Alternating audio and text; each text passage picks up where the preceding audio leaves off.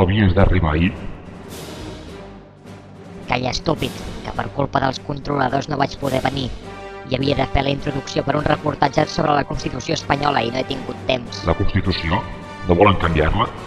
Si la canvien, que sigui perquè estigui prohibit fer vaga, però ho volen fer perquè sigui reina la Leonor. Hauré de recordar-los qui mana aquí. No la volen canviar també per l'Estatut? Millor ho mirem al reportatge. Des de temps immemorials, les lleis han servit per regular la societat i per corregir les desigualtats entre persones i dones. Un dels primers ordenaments jurídics de la humanitat van ser els 10 manaments de Nostre Senyor, entre els quals no n'hi havia cap que prohibís humiliar el teu màxim rival futbolístic per 5-0 al Camp Nou. A l'estat espanyol, la llei suprema és la Constitució, símbol màxim de la transició política entre la dictadura i la democràcia. Però la gent se la sent seva? Més enllà d'un pont de 3 dies, algú celebra alguna cosa pel 6 de desembre? Si me dan más, todos digo que sí. Si me dan menos, todos digo que no. Clar que ho celebro, sí. A casa no el celebrem. Em sembla molt bé. No em fa ni una cosa ni l'altra. Hay que estar de acuerdo con dinero o sin dinero. Sí, és clar que sí. No, y bien, el día de la Constitución. No, home, no. A mi és que com que ja la política em fa fàstic. No crec que s'hagi de celebrar res. Jo no. Què dius ara? Bueno, sí que ho celebro, fem un dinar de diumenge i fem, que festa. Y eso supone muchísimo dinero. Ah, no sé jo, això no ho sé. Sí. A mi tot aquest tema ni fu ni fa. Soy espanyol. Què sé jo? No sóc espanyol, jo. No gaire. No, la veritat és que no. Gràcies.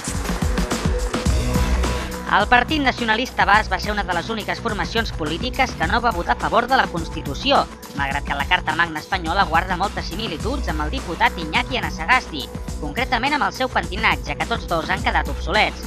I és que la Constitució s'ha convertit en una norma jurídica completament intocable, exacte com l'Eliot Ness i els seus homes. Però el destí ha jugat una mala passada als que no volen canviar-ne ni una coma, perquè hauran de modificar-la igualment si volen que algun dia la infanta Leonor pugui convertir-se en la futura reina d'Espanya, ja que el text actual només contempla que hi pugui haver un rei masculí o, en el seu defecte, algú com el príncep Felipe. Sigui com sigui, és just que es modifiqui la llei per una sola persona i no pas per altres reivindicacions polítiques i socials? No em sembla bé. Hombre, eso es una vergüenza. Es igual que la chicholina. Perquè un sí i l'altre no. El que s'interessa es pot fer, però el que no s'interessa no s'hi pot fer. La monarquia veu que és sagrada. Ja ho veurem quan reini. I que aquella sigui reina o no, vull dir, no m'importa gens ni mica. La política res, però la monarquia pitjor encara. Per això ja tenim el president, perquè el representi. En ese caso había que quitar el Parlamento. No sé què vols que et digui. Ja ho han enredat prou, em sembla. Tampoc es pot anar a cada decisió preguntant sempre al poble. A la de la independència potser sí. Trobo que Catalunya hauria de tenir un sistema de finançament més just. Però llavors s'acabarà fent referèndums per tot. És que aquí tothom té dret a dir el que pensa. Pues no lo sé, hasta qué punto, porque si entonces cada cuánto tiempo había que modificar la ley. No ho sé. La democràcia està muntada així, Que unes coses bé, però altres no tant. per unes coses va bé, per unes altres pues, passen aquestes coses. Tot això és un país de pillos. Sí, i cada dia més. Una de les curiositats de la Constitució espanyola és que, tot i que va ser ratificada en referèndum per la ciutadania, no facilita l'organització de consultes posteriors per poder modificar-la. Això ha fet que certs col·lectius de la societat apuntin en fletxa contra la llei, tal com hagués fet el vot de Robin Hood, sobretot quan certs temes es cataloguen de tabús.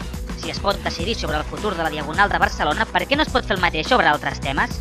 La monarquia, per exemple. Posats a triar majestats, potser millor els Reis Mags que els Borbons. Almenys et porten regals i treballen un dia a l'any. O no és així? Una república i fora, vull dir, no res de mantenir tota aquesta família. Podríem passar ben bé sense la monarquia. Es que es un gasto enorme. I jo, per exemple, no m'ho puc permetre. No ens ho podem permetre, Són unes peles que se'n van a fons perdut. Perquè els estem finançant nosaltres. Pero eso no es cuestión de ahora. Padre de la patria que le dicen ya tuvieron eso en cuenta. Penso que també deu tenir la seva part bona. No, home. Descomptat que no. En una societat més avançada desapareixerà la monarquia. Són uns vividors. Són uns ninis, ni estudien ni treballen. Tot el dia tocant-se els pebrots, traurem això, traurem allò, collons, foteu alguna cosa. A mi si el rei és un putero no m'importa, però que jo hagi de pagar tants crios i tantes històries sí que m'importa. Tenen tan marejada, vull dir que fan mal de cap i tot. Que ho coneixen el preservatiu. Sembla que no gaire. Només fan canalla, només. Que els deuen fer només per el que els interessi, però... No pagues a cap lloc, t'estan mantenint els espanyols. I estan aquí fotent unes gilipollades tot el dia. Y la gente se cansa. El que sé que la monarquia per un país és un gasto.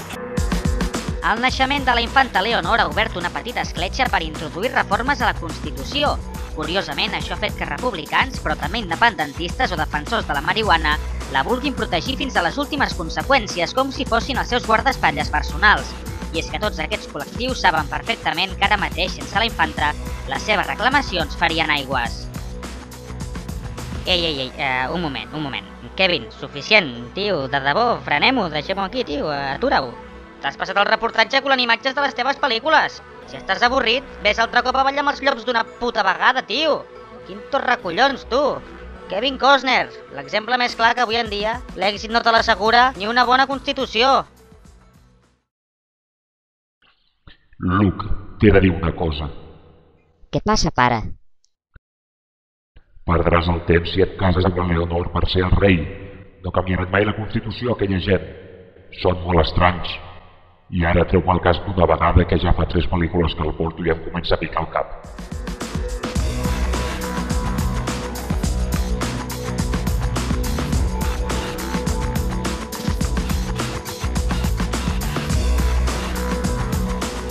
Tot això és un país de pillos. Sí, i cada dia més.